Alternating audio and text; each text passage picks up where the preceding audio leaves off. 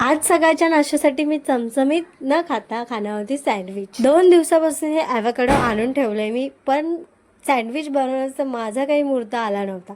मग म्हटलं आज सकाळच्या नाश्त्यासाठी बनवूया. ॲव्होकाडोला साईडने कट्स केले आणि मग काढलं. आणि मी व्हिडिओजमध्ये बघितलं होतं, चाकू असं बीला मारलं की तो चाकू बीमध्ये अडकतो आणि मग बी निघते. बट माझं असं काही झालं नाही. आय थिंक आमच्या चाकूला धार नसेल.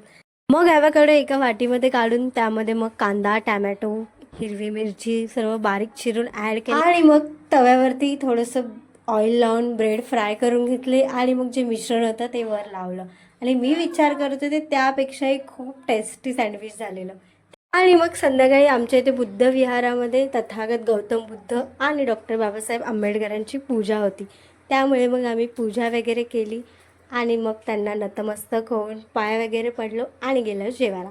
जेवणामध्ये होतं व्हेज पुलाव, बुंदी,